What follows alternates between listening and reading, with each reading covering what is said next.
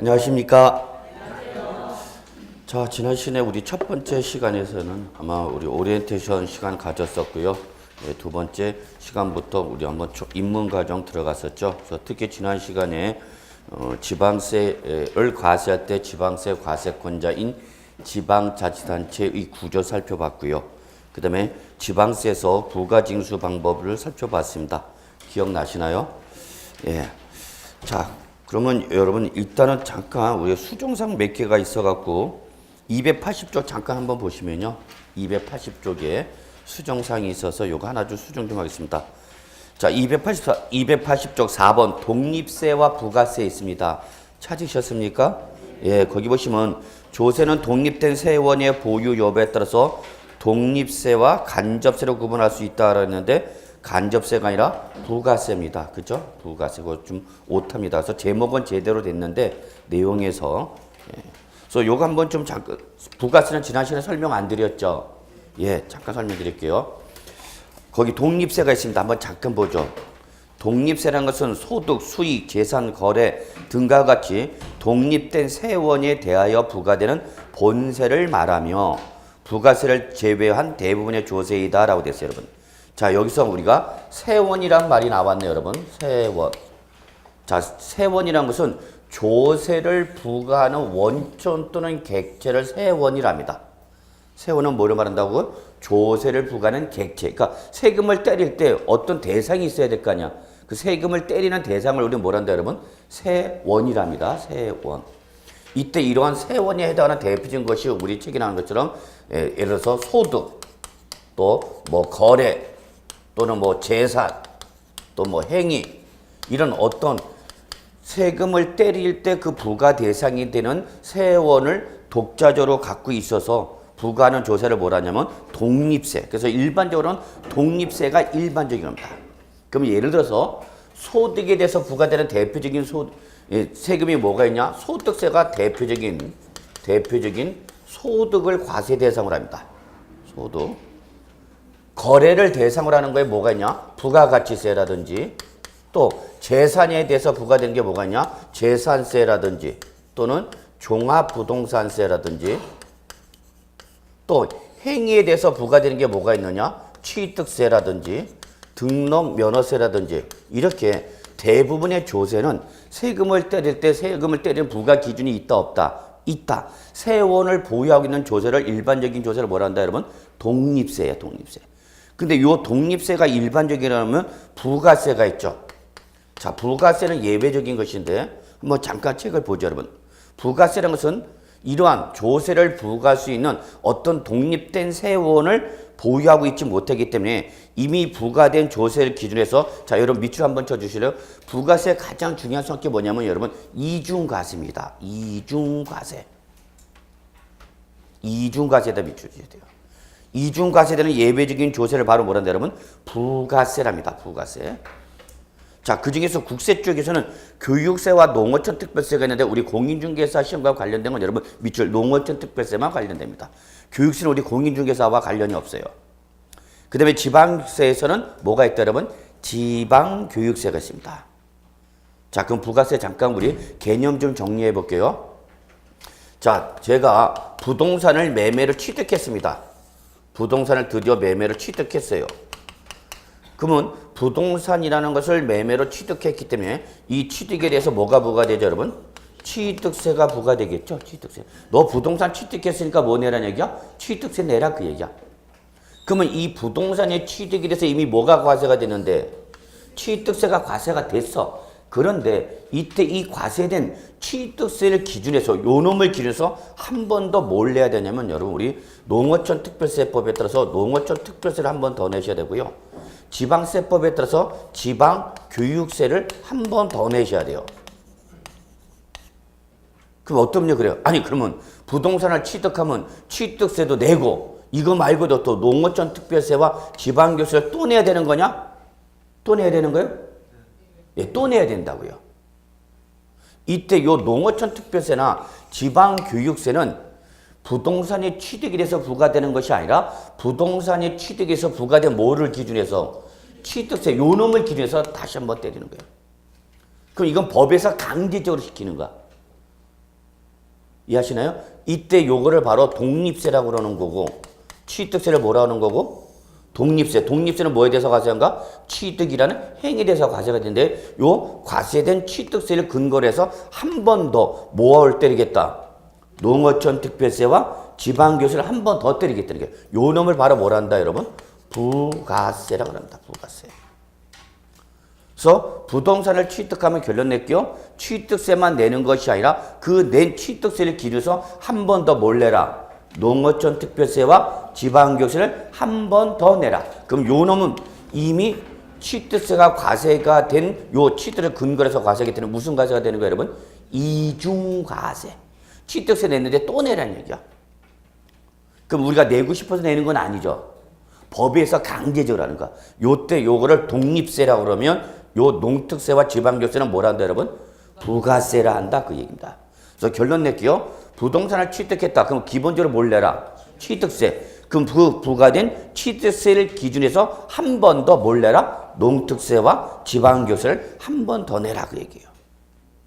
또 취득세를 또는 등록면허세나 양도소득세를 납부를 하는 가지고서 감면을 받았다.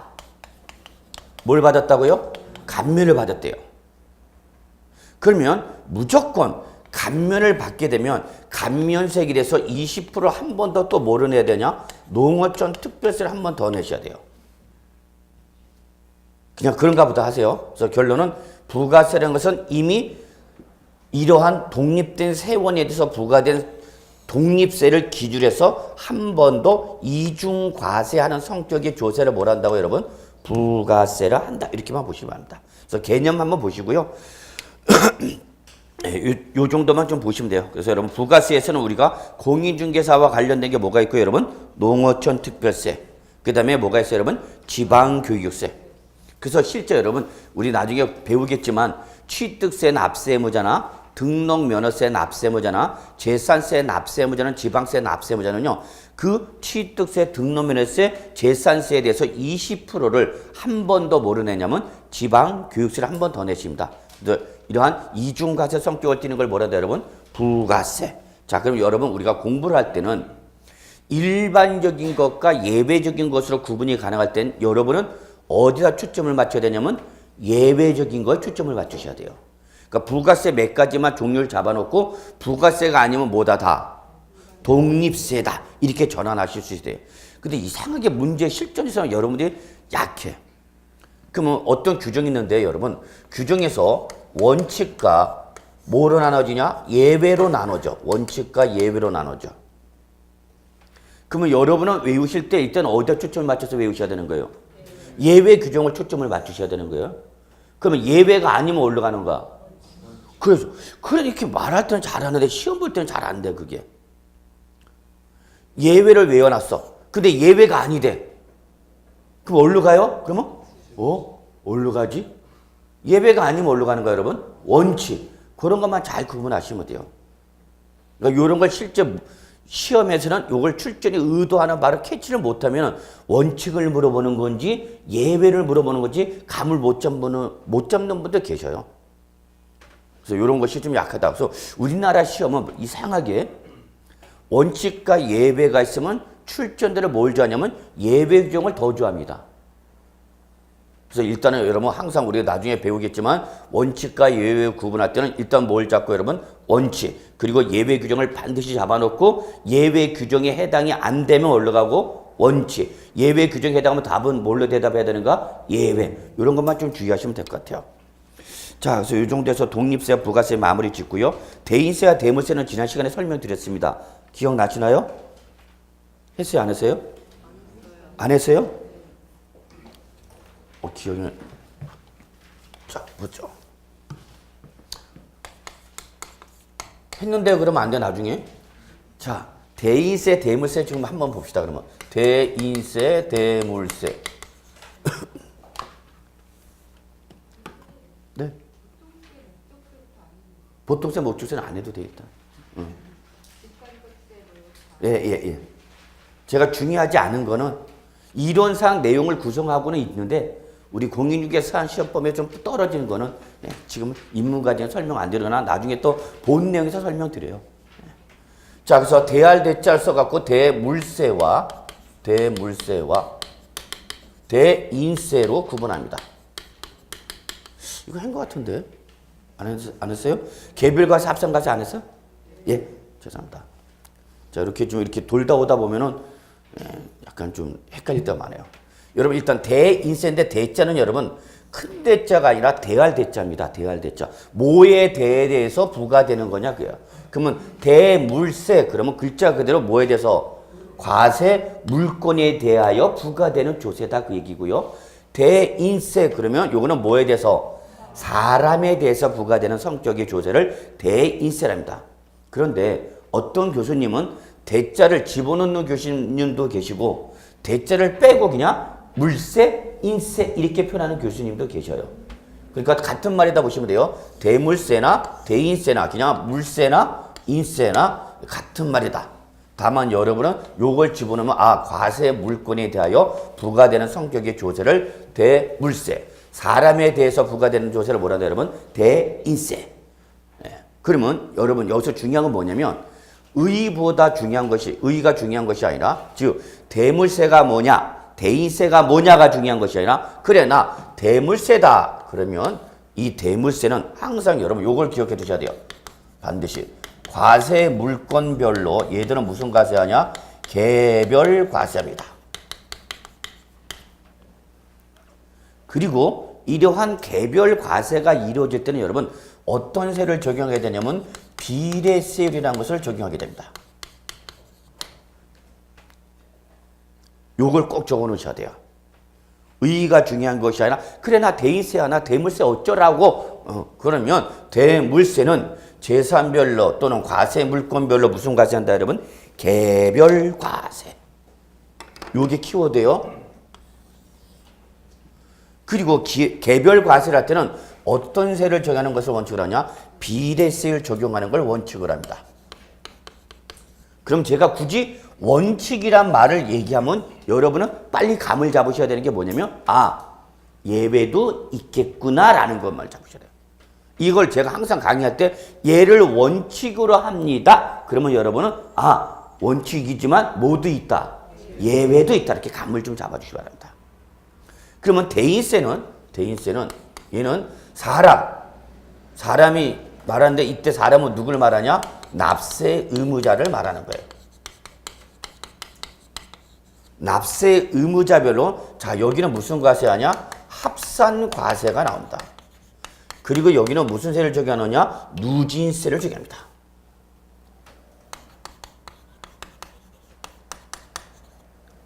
근데 얘는 예외가 없어요. 얘는 예외가 있지만은 대인세는 납세 의무자별로 무슨 과세하고요, 여러분? 합산 과세하고요. 합산 과세할 때는 항상 예외 없이 어떤 세를 적용하느냐? 누진세를 적용한다. 그럼 여러분이 연결을 이렇게 시켜야 돼요. 대물세 그러면 물자는 뭐와 연결되고? 개별과세. 개별과세하면 무슨 세율 적용되는가? 비례세율. 대인세 그러면 대인세는 무슨 말과 연결되고? 합산과세. 그리고 합산과세 할 때는 항상 무슨 세를 나온다? 누진세. 예외 있다 없다? 없다. 얘는 예외가 없어. 이게 가장 큰 의미로서 여러분이 기억해 두셔야 됩니다. 자, 그러면 이게 무슨 말이냐? 한번 좀 따져본다면, 자, 여기 값이가 노원구에 A 재산도 있고요. B 재산도 있고요. C 재산. 이 세 가지를 갖고 있습니다. 더 할까요? 얘기하면 더 해주고. 일단은 갑이 노원구의 재산을 몇 개 갖고 있다고요? 3개. 자, 그럼 이때 이 A 재산에 대해서 세금을 부과할 때 부과되는 세금은 과세 방법이 2가지가 있는데 대물세는 무슨 별로 과세하는 거예요, 여러분? 개별 과세. 합산 과세, 대인세는 합산 과세라는 얘기야. 그러면 대물세로 하라 그러면은 얘는 사람을 봐라, 물건을 봐라. 물건을 보라는 얘기예요, 물건. 그러니까 요 물건 A 재산, B 재산, C 재산을 누가 갖고 있지만 갑이 갖고 있지만 갑이 갖고 있느냐는 것은 고려하지 말고 그냥 물건만 보아서 물건별로 따로 과세하라는 얘기야. 그러니까 여기서 세금이 몇 개 나오는 거예요, 여러분? 3개가 나오는 거죠. 누가 다 갖고 있지만, 여러분. 갑이 다 갖고 있지만, 갑이 갖고 있는 재산이 몇 개니까? 3개니까 그 재산별로 하나씩 따로따로 가져야라는 얘기예요. 그럼 결론, 요 사례에 따르면 세금이 대물세는 몇 개 나오는 거예요, 여러분? 3개. 근데 이걸 무슨 세로 가져라면? 대인세. 사람을 보라는 얘기야. 그러면 이거 A재산, B재산, C재산을 다 누가 갖고 있는가? 갑이 갖고 있는 거죠. 그러면 이때 이거는 다 갑의 거니까 갑에 대해서 요 합계액에 대해서 대인세를 가져야죠. 그래서 요거는 무슨 세고? 대인세. 그럼 대인세는 몇 개 나오는가? 하나. 구분 좀 되십니까? 대물세는 재산별로 과세물건별로 어떻게 하라? 따로 과세하라. 대인세는 누구별로? 납세무자별로 뭐하라? 합산해서 과세하라. 여기 구분되시죠? 그럼 대인세는 몇 개 나온다고? 하나. 재산을 몇 개 갖고 있든지 관계 이시 없이 다 갑 거니까 갑 걸로 합해서 가져야겠다는 얘기죠. 자, 그러면 여기서 이제 우리가 정리할 게 뭐야 되냐면 무슨 세율과 비례세율과 누진세율 개념만 좀 알아두시면 돼요. 그러면 비례세율과 누진세율이 뭐냐? 요거는 꼭 알아두셔야 돼요. 우리 세법은 항상 과세편에다 세율을 곱해서 뭐가 나온다고 그랬죠, 여러분? 기억 안 나시나요? 과세편에다 뭘 곱해서 세율을 곱해서 뭐가 나온다 했죠? 산출세액이 나온다 했죠. 그래서 과세산 이렇게 꼭 기억하자고 그랬는데 수락산이 아니라 무슨 산이야? 과세산이에요, 여러분. 그러면 이때 세율은 항상 기본적으로 무슨 세율과? 비례세율과 누진세율 둘 중에 하나가 됩니다, 기본적으로. 그러면 자, 비례세율이 뭐고 누진세율이 뭐냐 한번 좀 설명드리겠습니다. 자, 과세표준과 세율을 표시할 때에 비례세율이라는 것은 여러분, 비례세율이라는 것은 과세표준 금액의 크기와 관계없이 무조건 하나의 세율로 적용하는 걸 바로 뭐라냐? 비례세율이랍니다. 그래서 비례세율은 여러분 다른 말로 하기는 여러분 어떻게 생각하시면 되냐? 무슨 형태냐? 수평선 형태냐? 쭉. 과표 금액이 얼마가 나오든지 관계없이 무조건 하나의 세율로 때리는 걸 뭐란다 여러분? 비례세율. 그래서 비례세율은 세율이 몇 개 나와요? 하나. 그럼 예를 들어서 이게 대표가 뭐가 있냐면 여러분 비례세율의 대표가 부가가치세입니다. 여러분 많이 들어보셨죠? 부가가치세. 몇 프로 내죠? 10%. 여기 올라오다가 여러분 편의점에 갖고 나 우유 하나 먹고 왔어. 뭐 먹고 왔어? 그러면 거기 가격에는 항상 뭐가 포함됐죠, 여러분? 부가가치세 포함됐죠.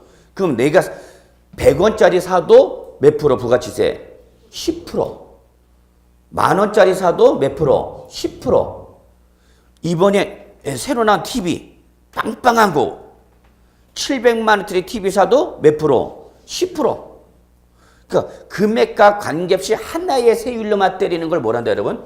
비례세율. 그래서 비례세율은 무슨 형태예요 여러분? 수평선 형태입니다. 수평선 형태. 그러면 누진세율은 무슨 세율을 말하냐면 누진세율은요. 과세 표준의 금액에 따라서 적용되는 세율이 점점 이렇게 계단형 형태로 가는 형태를 바로 뭐라냐면 누진세율이랍니다. 누진세율. 그래서 누진세율은 세율이 몇 개 나오냐? 2개 이상이 나오는 거예요. 근데 그 세율은 뭐에 따라서 결정된다? 과세 표준 금액에 따라서 결정됩니다. 그래서 누진세는 무슨 형태다, 여러분? 계단형 형태입니다. 계단형. 과표가 크면 커질수록 세율이 높아지는 형태의 세율 구조를 뭐란다, 여러분? 누진세랍니다.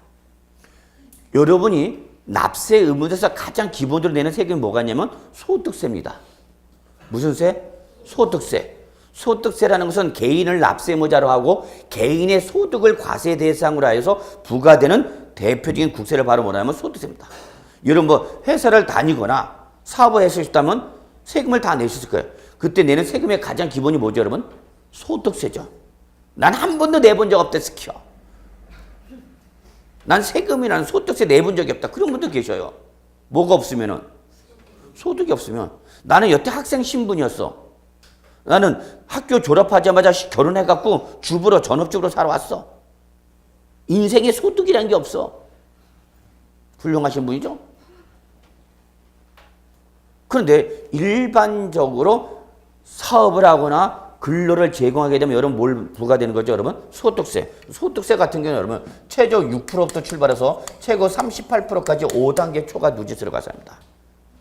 예를 들어서 과세 표준이 1,200만 원이다. 그러면 과세 표준 소득세 과표가 1,200만 원이 나면 몇 프로 세율 때리냐? 6% 세율을 때려요. 그리고 6,200을 초과해서 4,800만 원까지 요 구간에 해당하는 금액은 몇 프로 세율을 때리냐? 15% 세율을 때려요. 그러니까 과세 표준 금액이 뭐 할수록 커질수록 세율이 어떻게 되는가? 높아지는 세율이죠. 이런 세율을 무슨 세율이란다, 여러분? 누진세를 합니다. 저는 지난 시간에 말씀드렸는지 모르겠지만 세금 중에서 가장 내보고 싶은 세금이 있다고 그랬어요. 중과세? 중부세도 내고 싶은 게 중과세라. 근데 중부세보다 더 내고 싶은 거 있다. 나 솔직히 말해갖고. 그렇죠. 상속세 징여세 한번 된통 내보고 싶어. 여러분은 안 내고 싶어? 내고 싶어? 솔직히 해봐. 자, 상속세 징여세 제가 한번 된통 내보고 싶어요. 그럼 상속세 내려면 뭐 어떻게 되죠, 여러분? 뭐 상속받는 재산이 있어야 되겠죠? 그럼 상속세 내려면 누굴 잘 만나야 된다 그래서? 부모님. 근데 부모님은 내가 선택할 여지가 있다 없다? 없다. 그럼 부모님을 선택할 여지가 없으면 그러면 대안으로 누굴 찾아라? 배우자를 잘 찾아야죠. 난 배우자들 실패했어. 부모님도 잘못 만나서 상속세 낼 일이 없고 그나마 혹시 끼우끼우 돼갖고 어떻게 사기쳐서 결혼했더니 그 결혼한 여자도 받을 게 없어. 외로운 인생이라고 할까? 자, 그럼 이때 여러분 상속세 징여세는 여러분 최저 10%부터 최고 50%까지 5단계 초과 누진세를 과세합니다. 상속세 과표나 징여세 과표가 1억이면 1억이면은 과표가 1억이면 몇 프로를 때리냐? 10% 세율로 때려요. 몇 프로 때린다고요? 10%. 그리고 1억을 초과해서 5억까지 해당할 때는 5억까지 해당하는 금액은 이때는 요 놈은 몇 프로 때리냐? 20% 세율로 때립니다. 5억을 초과해서 10억까지는 몇 프로 세율을 때리냐? 30% 세율로 때려요. 그리고 10억을 초과해서 30억까지는 40% 세율을 때리고요. 50억을 초과하면 30억을 초과하게 되면 그때는 몇 프로 때리냐? 50% 세율을 때립니다. 그러니까 세율이 누진세는 몇 개 나와? 2개 이상 나오는 거죠. 그럼 만약에 10%, 20%, 30%, 40%, 50% 몇 개 나오죠, 세율이? 5개 나오죠? 그럼 이걸 뭐라 하냐면 5단계 초과 누진세율. 단계가 몇 단계로 구분돼서 5단계로 구분돼서 각각의 단계마다 세율이 높아진다. 그래서 이걸 뭐라 한다? 5단계 초과 누진세입니다. 소득세도 6%, 15%, 24%, 35%, 38% 세율이 몇 개 나와요? 5개. 이걸 뭐라 한다, 여러분? 5단계 초과 누진세입니다. 그러면 기본적으로 세부담은 비례세율이 유리해요? 누진세율이 유리해요? 어떤 세를 맞는 게 유리한가? 비례세율이 좋은가? 누진세율이 좋은가? 그죠? 금액에 따라서 달라지죠. 금액에 따라서. 낮은 구간일 때는 누진세율이 유리할 수도 있지만 일정한 선을 넘어서면 이때는 누진세율이 더 커지는 거죠. 세부담이. 요걸 보고 그러니까 요거를 조절할 수가 있어야 되는 거죠. 그래서 결론 낼게요, 여러분. 대물세는 과세 물건별로 무슨 과세하고 여러분? 개별 과세. 그리고 무슨 세율 때려라? 비례세율 때려라. 그 다음에 대인세는 납세무자별로 무슨 과세하고 여러분? 합산 과세. 그리고 무슨 세율 때려라? 누진세율을 때려라. 겁니다. 그럼 여기에 대표적인 것이 뭐가 있느냐? 취득세 봅시다. 전형적인 대물세로서 여러분 우리가 지방세에서 공부하는 게 뭐냐면 취득세 등록 면허세라는 놈은 전형적인 바로 대물세입니다. 대물세. 그러면 예를 들어서 부동산을 매매를 취득했다. 부동산을 매매로 샀어요. 그러면 취득세가 부과되겠죠, 여러분. 이때 매매로 부동산을 취득하면 취득세 몇 프로 가세냐? 4%로 가세요. 4%. 그래서 제가 A 재산, B 재산, C 재산 몇 개를 취득했어요? 3개를 취득했어요. 근데 3개를 취득했는데 취득세는 무슨 세니까? 대물세니까 사람을 봐라, 물건을 봐라. 물건을 봐라. 그러니까 3개 사면은 각각에 대해서 취득세 따로따로 가져라는 얘기죠. 몇 프로 때려야 무조건? 4% 때려다니까. 이때 가액이 얼마냐는 묻고 묻지 않고 무조건 세율은 몇 프로가 되는가? 4% 매매일 때는. 그러면 1억짜리 부동산을 사도 몇 프로? 4%. 5억짜리 사도 4%. 10억짜리 사도 4%. 그래서 취득세 몇 개 나와 여기? 3개 나오죠? 무슨 세니까? 대물세니까. 대물세니까. 근데 대인세 대표가 뭐가 있냐면 종합부동산세요. 종합부동산세. 전형적인 대인세가 종부세입니다. 자, 종합부동산세는 무슨 세다고 여러분? 대인세야. 그럼 대인세는 무슨 개념이냐? 갑이 A 재산, B 재산, C 재산 몇 개 갖고 있어요? 3개. 누구 명의로요? 갑의 명의로. 근데 이걸 무슨 세로 가세라면? 대인세로 가세라. 그러면 물건을 봐라, 사람을 봐라. 사람을 봐라는 얘기야. 그럼 예를 들어서 이게 1억짜리고 4억짜리고 5억짜리였다. 그러면 비례세율은 그냥 1억에 대해서 4%, 4억 원에서 4%, 5억 원에서 4%인데 대인세가 되면 요 금액을 누구 명의로 갖고 있으니까? 갑의 명의로 갖고 있으니까 갑의 명의로 된 걸 뭐 다 어떡하라? 합해라. 그럼 얼마가 되는가? 10억. 10억 원에서 뭐가 적용되는가? 종합부동세가 누진세로 가세가 돼서 몇 개 나와? 종부세는? 하나만 나오는 거죠. 종부세는 몇 개 나와요? 하나. 왜? 대인세는 누구별로? 납세 의무자별로 하니까 합산과세하는 거죠. 다만 금액이 크면 클수록 어떤 세율을 적용한다? 높은 세율을 적용한다는 얘기죠. 구분 좀 되시나요? 그래서 이렇게 좀 잡아두시고요. 그래서 소득세 같은 경우는 6%부터 요거 실제 시험에 나왔던 겁니다. 누지세율도 나온 적이 있어요. 작년에 누지세율이 나왔어요. 작년이 아니죠. 아직은 2016년도. 그러나 누지세는 구간에 따라서 세율이 달라지기 때문에 실제 시험에서 답은 아니었는데 그런 게 이제 또 힌트가 되는 거고. 그래서 결론 냅시다. 대인세와 대물세가 뭐다라는 개념을 좀 봐두시기 바랍니다.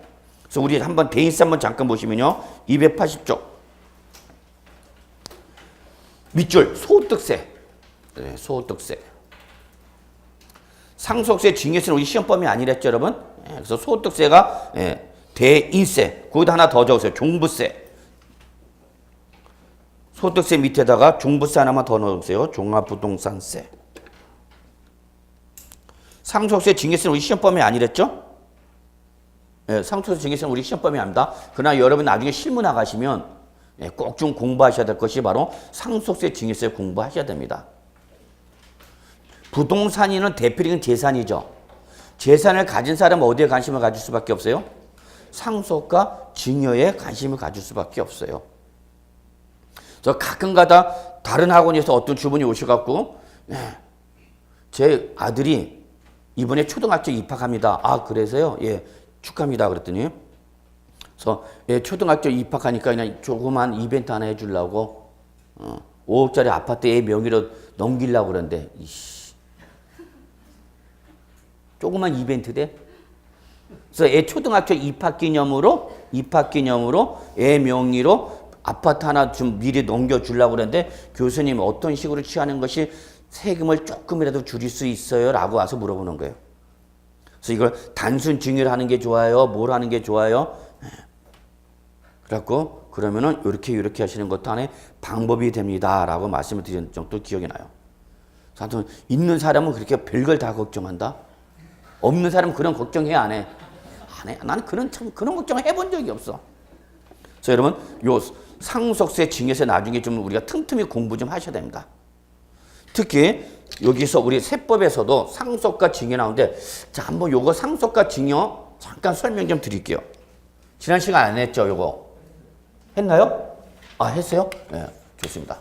그래서 상속세나 증여세 또는 상속세나 증여가 나오면 요거는 항상 무슨 이전이다 여러분?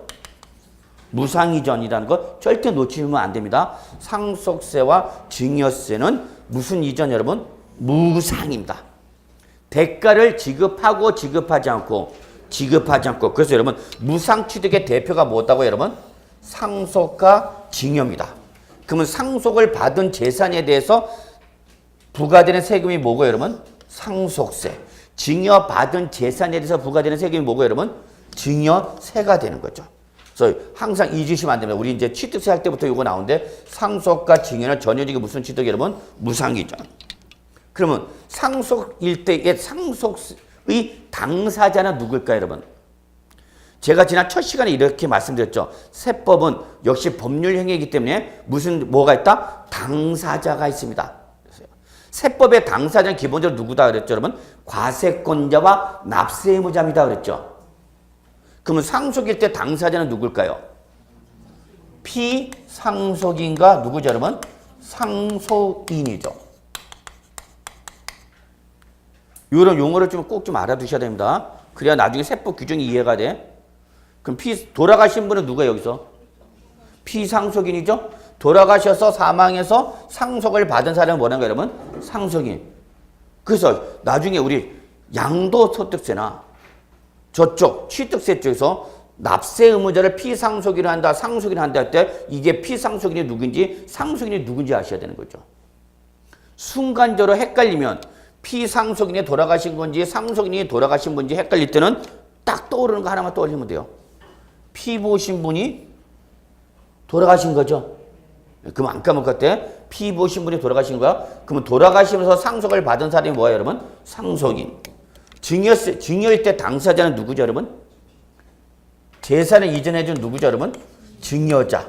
받는 사람이 누구죠, 여러분? 수중자. 그러면 이때 상속세를 내는 사람은 누구예요? 상속세를 내는 사람은 상속인이죠. 그러니까 이런 용어를 잘 봐두란 얘기야. 상속세는 누구한테 항상 상속세와 증여세는 재산을 주는 사람한테 가서 하는가 받는 사람한테 가서 하는가? 받는 사람이야. 무상취득자한테. 그러니까 상속일 때의 재산 무상취득자는 누구니까? 상속이니까 상속인한테 뭐가 되는 거고? 상속세. 증여다. 그러면 증여해서 재산을 취득한 사람이 누구니까? 수중자. 그러면 이때 수중자한테 뭐가 부과되는 거예요, 여러분? 증여세가 부과되는 거죠. 그래서 항상 여러분 잊으시면 안 됩니다. 마무리하겠습니다. 상속과 증여는 어떤 특징을 갖고 있다, 여러분? 무상이전. 그때 그 무상이전에서 항상 상속세와 증여세는 받는 사람한테 부과한다. 무상취득자한테 부과한다. 이때 여러분 그냥 알아두십시오. 상속세나 증여세는 똑같은 세를 정합니다. 최저 10%부터 최고 몇 프로까지? 50%까지 5단계 초과 누진세로 가져갑니다. 5단계 초과 누진세로. 그럼 30억을 초과해서 재산을 받으면 그 다음부터는 다 몇 프로 때린다는 얘기야? 50%. 여러분은 이때 상속세, 증여세를 적다고 생각하십니까? 크다고 생각하십니까? 최고 50%까지 세율이 여러분 입장에서 크다고 생각해요? 적다고 생각하세요? 응? 크다고? 받는 사람 입장에서는 큰 거고 보는 사람 입장에서는 적은 거죠. 더 때려야 된다는 얘기죠. 더 때려야 된다고. 그래서 상속 받은 재산을 뭘로? 세금으로 환수해야 된다는 얘기죠. 자, 그럼 여러분 하나의 재산에서 자, 요거 한번 좀 고려 좀 해봅시다. 여기 10억짜리 아파트가 있습니다. 부동산이 있습니다. 10억짜리 부동산을 상속을 받았을 때 부과되는 뭐와? 상속세와 증여를 받았을 때 부과되는 뭐? 증여세. 다른 건 고려하지 말고요. 요 둘 중에 세금만 고려했을 때 어디가 세부담이 더 크겠습니까? 증여가 더 크다고 그랬어요. 했죠? 지난 시간에. 왜? 공제 금액이 얘는 크고 작고 얘가 크다 그랬죠. 예를 들어서 자, 남편이 처한테 요 10억짜리 아파트를 명의를 넘기겠대. 그러면 남편이 갖고 있던 재산을 처의 명의로 주는 방법은 어떤 방법이 있냐? 첫째, 매매 형식을 띠는 방법이 있겠고요. 그 다음에 증여 형식을 띠는 방법이 있겠죠. 그럼 이때 세법은 여러분 이거 하나 알아두셔야 되는데, 매매 계약 당사자가 배우자나 직계 존비속 간에 매매를 했다. 그럼 잠깐 생각해 보세요. 매매 당사자가 누구라고요? 배우자나 직계 존비속. 자, 요거 꼭 좀 기억해 두셔야 돼요. 기본적으로 여러분 꼭 좀 기억해 두셔야 될 것이, 그 거래 당사자가 누구면 배우자나 직계 존비속이면 우리 세법은 이거를 정상적 거래로 인정하지 않습니다. 꼭 기억해 두십시오. 누가 나오면 배우자나 직계 존비속이란 말이 나오면 이 거래는 세법은 정상적 거래로 본다 안 본다? 안 봅니다. 다른 말로 말하면 매매를 했는데 남편이 처한테 10억짜리 아파트를 뭐 했다? 매매했다 봅시다. 꼭 기억해 두셔야 됩니다. 배우자나 직계 존비속 간의 부동산에 뭘 했다고 여러분? 매매 계약서를 썼답니다. 그럼 우리 세법은 기본적으로 이걸 매매로 인정을 하냐 안 하냐? 안 합니다. 그래서 이때는 원칙 뭐로 보냐? 증여로 간주합니다. 증여. 야, 무슨 부부지간에 사고 팔았냐? 무슨 부모와 자식 간에 사고 팔았냐? 니네 무슨 형식으로 띄었지만 매매 계약서 썼다 하더라도 우리 세법은 이걸 매매를 인정해준다 안 해준다? 안 해줍니다. 안 해줍니다. 뭐로 보라? 증여로 보라고요. 다만 제가 여기 뭐라고 썼죠 여러분? 원칙. 그러면 또 뭐가 있겠구나. 그렇죠. 요게 작년 시험에 아니 이번 2016년도에 나온 겁니다. 우린 나올 걸로 예상하고 있었고요. 저랑 같이 공부하시면 기본서에 시뻘겋게 동그라미 쳐놔 있을 겁니다 아마. 제가 2016년 대비 강의할 때도 16문제가 나오지만 2문제에서 3문제는 버리자. 그 대신 13개를 우리 목표로 공부하자 그랬어요. 그래서 기본 강의할 때도 요거 나온다. 요거 나온다. 동그라미 쳐라. 별표 쳐라. 14개가 그대로 했던 데서 다 나왔어요. 다만 차이점 뭐냐? 학교 가신 분은 뭐라 하냐면 교수님이 얘기해 준 거 강조한 거 다 나와서 그러는 거고, 안 되신 분은 뭐라 그래요? 이 새끼 네가 찍어준 거 하나도 안 나왔잖아 이 새끼야. 똑같은 강의 들었어요. 같이 강의 공부했는데 학교 가시면 교수님이 찍어준 거 다 나왔어요. 기본서 보니까 역시 기본서에 다 표시돼 있듯이다. 근데 안 되신 분은 네가 찍어준 거 하나도 안 나왔어 이 새끼야. 어떤 게 맞는 말인지는 모르겠어요 저도. 차이점은 그거예요 여러분. 그래서 제가 여기서 강조하고 싶은 건 제가 항상 여러분 강의할 때 무슨 말을 쓰면 원칙 그러면 항상 뭐가 있다는 걸 잊지 마라. 예외. 그래서 실은 누구 지간이라 하더라도 매매 당사자가 배우자나 직계 존비속 간이지만 대가 관계를 어떻게 한다면 입증한다면 실제 돈을 주고 받았습니다 라는 사실을 뭐 한다면 입증한다면 이때 다시 배우자나 직계 존비속 간이라도 뭘로 매매로 인정해준다 안 해준다? 해준다라는 거죠. 요때 2016년도에 바로 요 예외 규정을 물어봤습니다. 예외 규정. 나온다고 그랬어요. 나온다. 콕 집어서 요거 꼭 봐라 그랬어요. 그래서 결론 여러분 잊으시면 안 됩니다. 우리 세법에서는 거래 당사자가 꼭 기억해 두셔야 돼요. 누가 나오면 배우자나 직계 존비속 간의 거래가 있게 되면 세법은 정상적 거래를 본다. 비정상적 거래를 본다.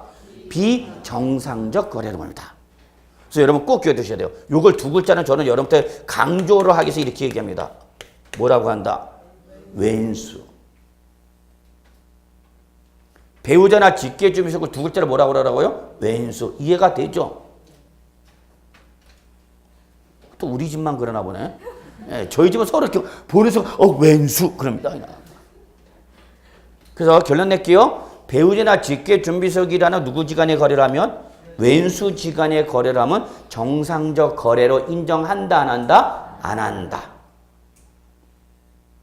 그러면 여러분 우리 부담 없이 한번 들으세요. 입문 과정에서 여러분 제 생각은 그래요.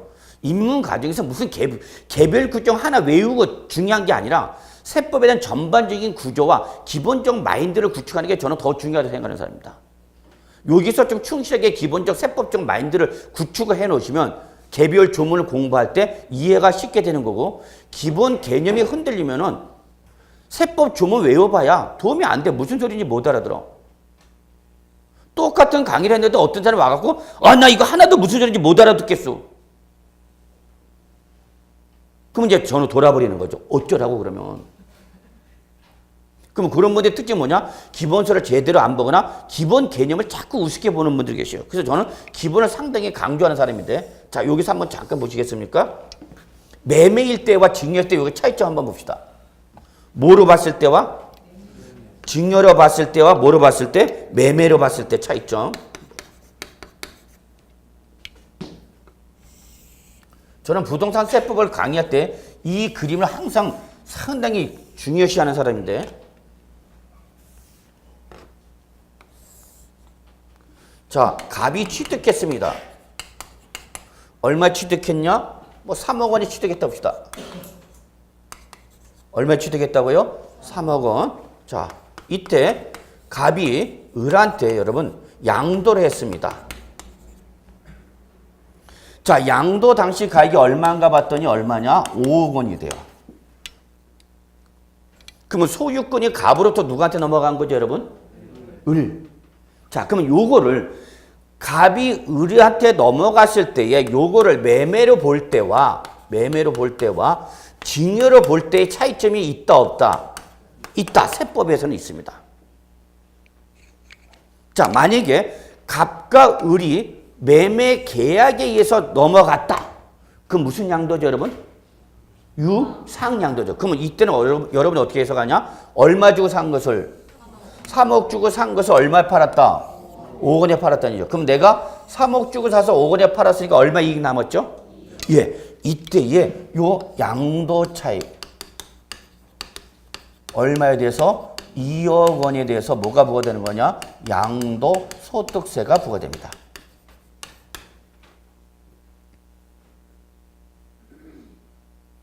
무슨 계약서로 갔으면 여러분? 매매 계약서를 작성했으면 이때는 과세가 되는 양도소득세 과세가액은 얼마예요? 2억 원만 과세합니다. 왜? 얼마 주고 사서? 3억에 사서 얼마 팔았으니까 5억에 팔아서 그로 인한 매매 차익, 요거를 우리는 양도 차익이라는 거고, 요때 양도 차익은 얼마 여러분? 2억 원을 양도소득세가 됩니다. 즉, 요 양도세는 부동산을 뭐 함으로써 발생한 뭐야 여러분? 소득이라는 얘기죠. 그걸 때리는 세금이 바로 뭐다? 양도소득세입니다. 그럼 여러분 생각하세요. 양도소득세는 갑한테 과세하겠다, 을한테 과세하겠다? 그러니까 똑같이 설명해도 어떤 사람은 갑, 어떤 사람은 을 이런다고. 희한해. 양도소득세를 갑한테 과세해요? 을한테 과세해요? 갑한테 과세를 해야죠. 왜냐면 양도차 2억 원은 갑이 먹었어요? 을이 먹었어요? 갑이 먹었잖아, 갑이. 이해하셨죠? 여기 갑이 뭐고? 도자고 수자고. 도자, 을은 수자. 그러면 항상 양도소득세 여러분 외울 필요도 없어. 써져 있어. 뭐라고 됐어? 양도. 그리고 항상 양도세는 도자를 잡아라, 수자를 잡아라? 도자. 도자를 잡는데 과세가 되는 가액은 5억 원을 다 과세하는가? 아니, 뭐에 대해서만? 차익에 대해서만. 그래서 얼마에 팔아온 거? 5억 원에 매도한 거에서 당초 취득가 얼마? 3억 원을 뺀 양도세가 얼마만 과세해요, 여러분? 2억만 과세하는 거죠. 2억만. 이해되셨죠, 여기까지? 자, 이번에는 증여계약서 썼습니다. 증여계약서. 무슨 계약서 썼다고요? 증여계약서 써요. 그러면 여기서 그러네요. 증여일 때는 무슨 이전이다? 무상이전이다. 무상이전일 때에는 항상 누구한테 과세한다? 무상취득자. 그럼 저 증여일 때 무상취득자는 누구예요, 여러분? 수중자. 그럼 여기서 갑과 을은 누구한테 과세가 되는가, 증여일 때는? 을한테 뭐가 과세가 되는가? 증여세가 과세가 되죠.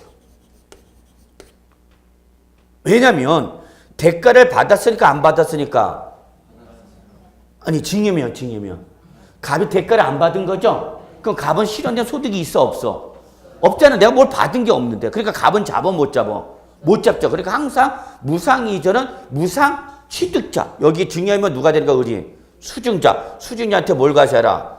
증여세. 이때 증여세가 과세가 되는 가 이건 항상 잊으시면 안 돼요. 증여 당시 재산가액 전체에 대해서 과세합니다.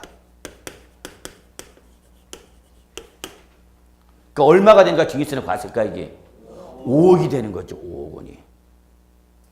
이거 진짜 중요한 겁니다. 이게 기본 개념이에요, 여러분. 자, 다시 한번 정리할게요. 매매 계약서 쓰면은 무슨 양도가 되고? 유상양도. 그때는 항상 양도 소득세는 도자를 잡아라, 수자를 잡아라. 도자를 잡아라. 써져 있어 양도라니까. 그러니까 양도세는 항상 도자한테 과세하는가? 취득세는 누구한테 과세하는가? 취득세 글자 그대로 누구한테? 취득자한테. 어렵나? 자꾸 아까 도자 잡으랬다. 지금 또 수자 잡으래. 매매일 때는 누굴 잡아라? 도자한테 뭘 과세해라? 양도소득세를. 이때 양도소득세가 과세되는가? 이건 매매가액 5억 원 전체가 아니라 매매가액 얼마에서?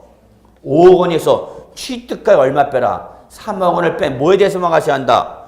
양도차익이다. 그래서 요 사례에 따르면 양도소득세가 과세가 되는 양도차익은 얼마야? 2억.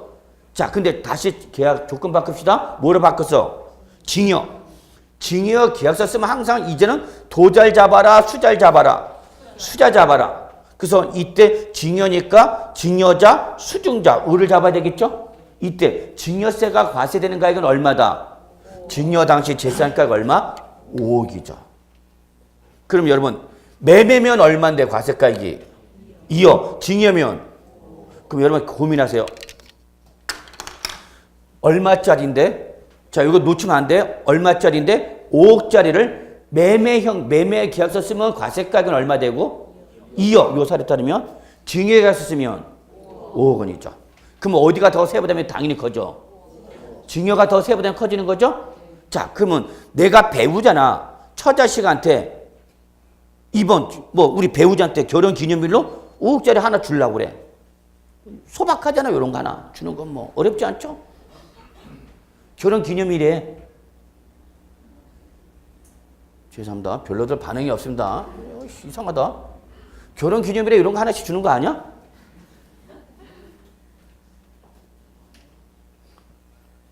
자, 우리 집만 그렇다 그래. 자, 증여 계약서 쓰면 얼마고? 매매 계약서 쓰면 얼마고? 2억. 그럼 내가 배우자한테 뭘 해주고 싶은가? 증여. 그게 증여 계약서 쓰니까 얼마가 과세가 된대? 매매 계약서 쓰면 얼마가 된대? 2억. 그러니까 그러면 이럽시다. 증여 계약서 쓰지 말고 매매 계약서 쓰자는 얘기지. 이해하셨죠? 여기까지. 실은 뭔데? 증여인데 증여로 하니까 과세가액이 5억이 되고 매매로 하니까 과세가액이 얼마 되고 2억이 되는 거죠. 그럼 실은 모임에도 불구하고 증여인데도 불구하고 무슨 계약서 썼다는 얘기야? 매매 계약서. 그래서 매매 당사자가 누구면? 직계준비서기면 우리 세법은 이거를 매매로 인정을 안 하겠다는 얘기야. 그러니까 배우자나 직계준비서 간에 무슨 계약서 써도 매매 계약서를 써도 세법은 매매로 인정을 해주는 것이 아니라 뭐로 보는 거야 여러분? 증여로 봅니다. 웃기지 마. 이런 실은 뭔데? 증여인데 세부담을 뭐 하려고?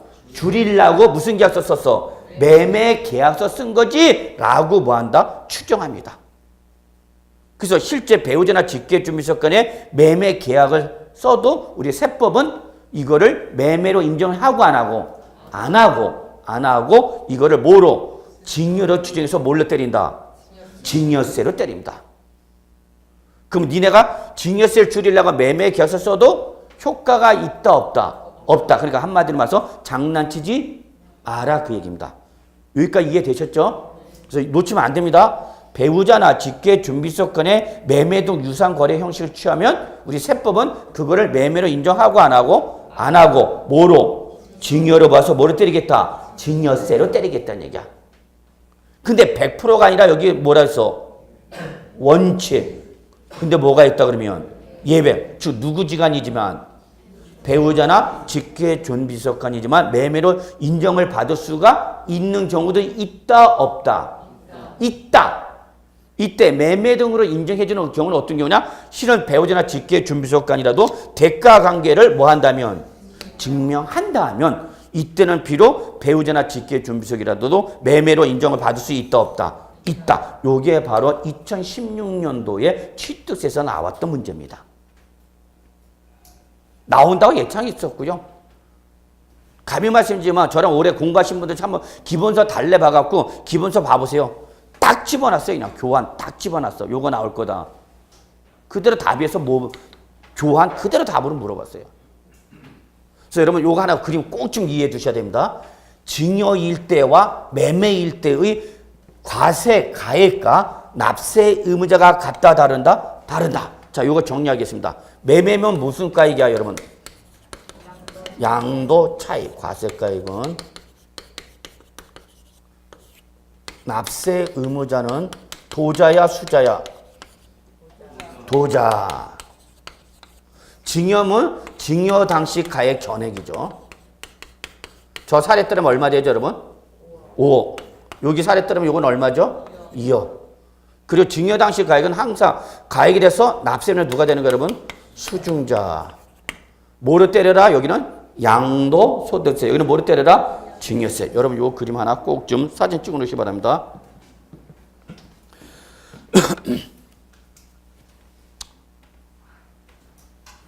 그래서 상속세와 증여세는 전형적인 대인세면서 무슨 세를 적용한다 여러분? 누지세. 그러니까 재산을 내가 여러 개 받았어. 그러면 여러 개 받으면은 그걸 뭐 한다 여러분? 합산 과세하고 합산하는 가액이 뭐하면 크면 클수록 적용되는 세율은 어떻게 된다? 높아진다. 이걸 무슨 세율 여러분? 누진세율. 누진세율. 그런데 여러분 우리 지난 시간에 말씀드린지 모르겠는데 자 시험 범위는 아니지만 저는 요거 강조합니다. 꼭 기억해 두세요. 배우자 지간의 증여이면 공제금액 해줬나 지난 시간에? 아 했죠? 배우자 지간에 또 얼마 공제받는 거였죠? 6억. 잊지 마세요. 6억. 그러면 다른 말로 말하면 부부지간에는 얼마까지는 6억 원까지는 증여세 부담이 있다 없다? 없다. 그리고 집에 가서 얘기해야 돼 안 해야 돼? 해야죠. 아저씨한테 가서 이 새끼야 6억 넘겨. 너 맨날 세금 때문에 안 넘긴다고 그랬는데 세금 이때 없대. 없대. 그래서 얼마까지는? 6억. 직계존비속간이 이때는 5천만 원. 5천만 원. 근데 단 받는 수중자가 미성년자면 얼마? 2천만 원.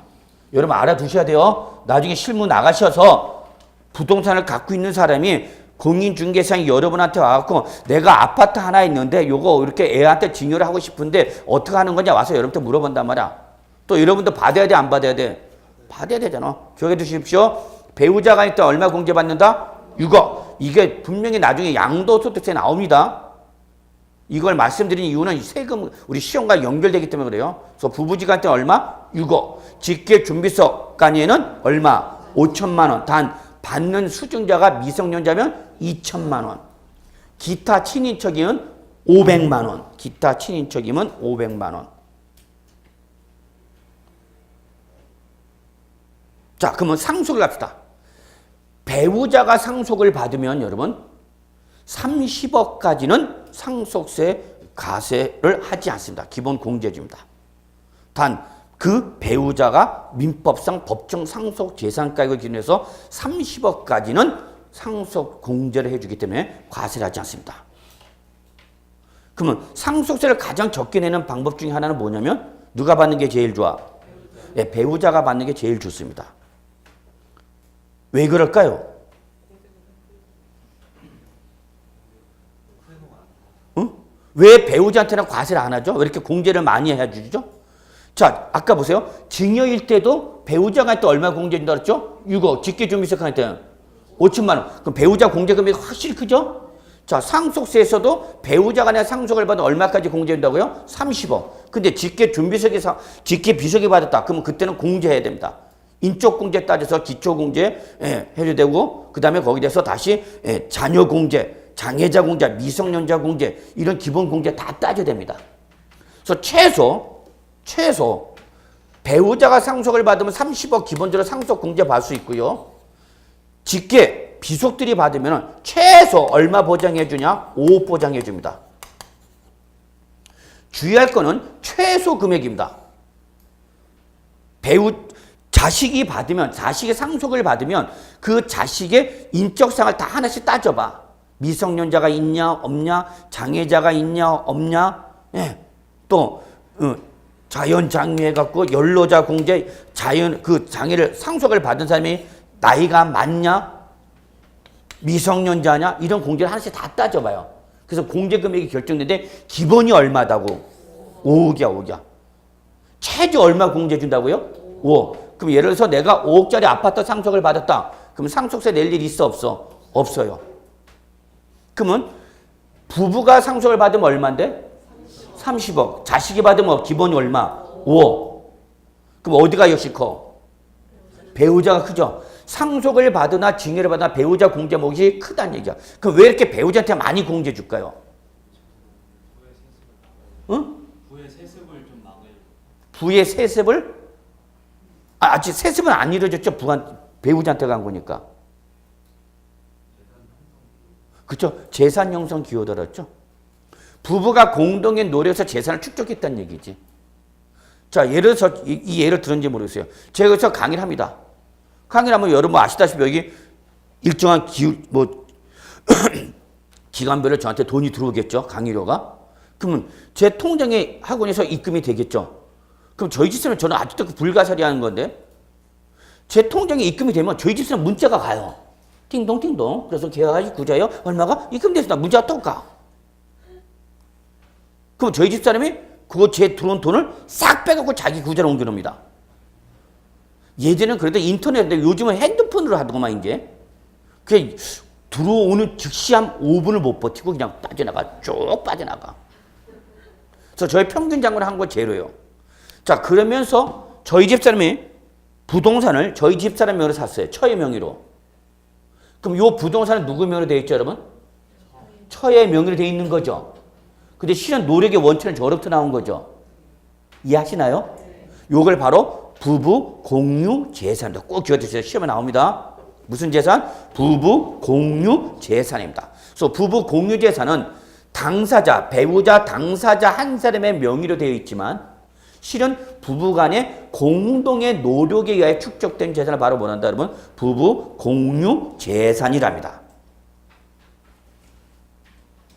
이렇게 부부지간에는 재산 형성 기여도를 인정하기 때문에 공제해줍니다. 그리고 또 하나 상속일 때 30억까지 공제하는 것은 이런 재산 형성 기여도를 인정할 뿐만 아니라 우리나라 부부 별산 제도로서 수평적 상속은 과세를 안 하겠고 수직적 상속일 때 과세하겠다는 의미입니다. 그러니까 부인한테 갈 때는 과세 안 하고 부인이 사망하면서 누구한테 가면? 자식한테 가면 그때 과세하겠다. 그래서 우리나라는 수평적 상속은 과세를 하고 안 하고? 안 하고 무슨 상속일 때? 수직적 상속일 때 자식한테 넘어갈 때 과세합니다. 근데 우리나라는 상속 공제 금액이 엄청 큽니다. 일반 개인이 상속을 받으면 90%는 상속세를 안 냅니다. 다 뭘 받기 때문에? 공제받기 때문이에요. 그러니까 우리나라는 일반 서민들도 그냥 대부분 넘어간다고 보시면 돼요. 그리고 그러면 재벌들 거 많이 받아내야 되겠죠. 재벌들 거 세금 많이 떼야 될 거 아니야. 근데 재벌들은 다 빠져나갑니다.